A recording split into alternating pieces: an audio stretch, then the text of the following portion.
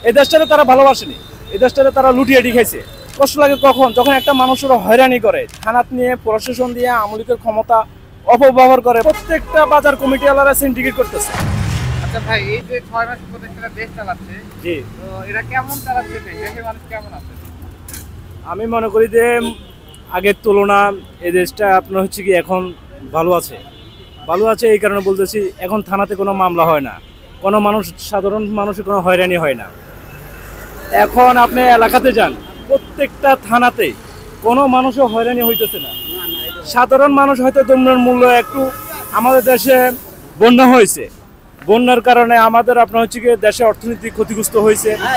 এই কারণে আপনি দ্রব্যের মূল্যের মাল আপনার হচ্ছে গিয়া লিমিট নিয়ন্ত্রণ করতে পারতেছে না। আরেকটা হচ্ছে গিয়া যারা বাজার কমিটি, এই দেশে বাজার কমিটিওয়ালারা, প্রত্যেকটা বাজার কমিটিওয়ালারা সিন্ডিকেট করতেছে, প্রত্যেকটা বাজার কমিটিওয়ালারা। আর আমি মনে করি যে আওয়ামী লীগের সরকারে একটানা 17 বছর এই দেশ নিয়ন্ত্রণ করছে। এই দেশটারে তারা ভালোবাসেনি, এই দেশটারে তারা লুটিয়ে খাইছে। দেশটারে যদি ভালোবাসতো, তাদের কোনো ছেলে সন্তান এই দেশে রাখেনি, এই দেশে মানুষ হয়নি।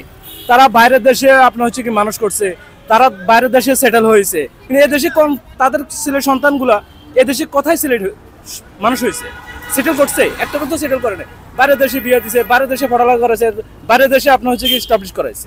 কিন্তু এই দেশটারে তারা লুটি খাইবার লাগে, এখানে আপনার দেশটার ভালোবাসা লুটি খাইবার লাগে। কিন্তু দেশটার মূলত হচ্ছে তার ভালোবাসা না, ভালোবাসা শুধু খালি এখান থেকে সাধারণ জনগণ থেকে সুশি খাওয়ার জন্য। এই দেশটারে যদি তারা যদি সত্যিকারে যদি ভালোবাসতো, তাদের সন্তানকে এ দেশে মানুষ করতো, এই দেশটারে এ দেশে স্টাবলিশ করাইতো। আমি সাধারণ পাবলিক হিসেবে আমি মনে করি যে এ দেশের সাধারণ জনগণ, জনসাধারণ, ছাত্র সমাজ যেভাবে ঐক্যবদ্ধ হয়েছে, এই ঐক্যবদ্ধভাবে আর ডক্টর ইউনূস আমাদের কেউ না।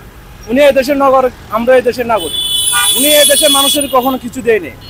উনি এই দেশে বিজনেস করছে বা সুদি ব্যবসা করছে, যেটাই করছে সেটা ওনার ব্যবসা। আমি মনে করি যে হচ্ছে কি ওনাকে কিছুদিন সময় দেওয়া হোক।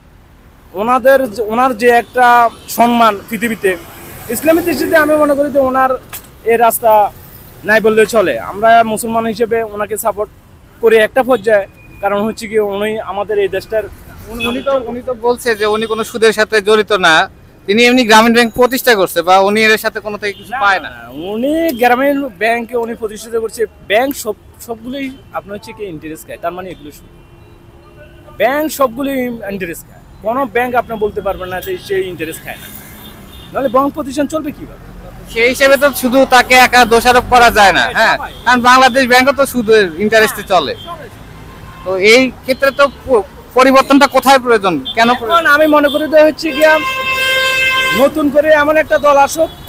আমরা চাই এই দেশটারে আপনার হচ্ছে গিয়ে যেন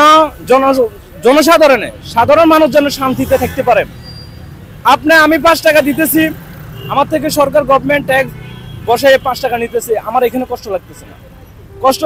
কষ্ট লাগে কখন, যখন একটা মানুষের হয়রানি করে, থানাত নিয়ে প্রশাসন দিয়ে আমলিকের ক্ষমতা অপব্যবহার করে, বা বিএনপির ক্ষমতা অপব্যবহার করে, বা জামাতের ক্ষমতা অপব্যবহার করে। ওই প্রভাবটা কিন্তু মানুষের খুবই যন্ত্রণা দেয়, কষ্ট দেয়। আমরা এটা থেকে মুক্ত হইতে চাই, এই দেশটা দুর্নীতি মুক্ত হইতে চাই। জনসাধারণ মানুষ যেন শান্তিতে থাকতে পারে, শান্তিতে ঘুমাইতে পারে। কিভাবে হবে, মানে কারা আসলে হবে, বা কে ক্ষমতায় আসলে হবে? আমি মনে করি যে হচ্ছে গিয়া বর্তমানে ইসলামিক যে কোনো দলকে সাপোর্ট করা হয়, যে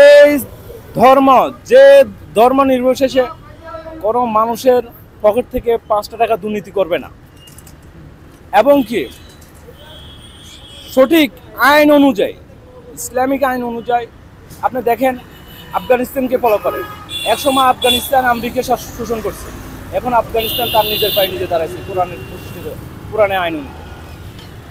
এটা হচ্ছে সত্য, এবং কি এটা হচ্ছে ন্যায্য আইন, আর পৃথিবীতে কোনোটা হতে পারে। আমি মনে করি যে এখন ইসলামিক দল না, যে কোনো একটা দল আসুক, সেই দল আমার দেশটাকে শান্তিতে রাখতে পারবে, বাণিজ্যিক বিজনেসটা ধরে রাখতে পারবে, এবং কি এই দেশের মানুষ বলতে পারবে যে আমার দেশে দুর্নীতিমুক্ত একটা বাংলাদেশ। এই দেশে 100%-এ 80% এখন দুর্নীতি চলে। আপনি দেখেন একটা বাজেট হয়, এই বাজেটটা 10 কোটি টাকার যদি কাজে আসে 30 কোটি টাকা আপনি লুট করে নিয়ে যায়। এটা কোথা থেকে? এটা একটা ব্যবসা, এটা তাদের একটা রাজনীতি, একটা ব্যবসা। কয়দা লুটি বেটি খাওয়া যায়। মূলত এটা দেশের উন্নতি করার জন্য, দেশে কাজ করার জন্য এই কাজটা হয়নি। এই কাজটা হচ্ছে এটা দিয়ে, এটার নাম দিয়ে তারা লুটি বেটি খাওয়ার রাস্তা তৈরি করে।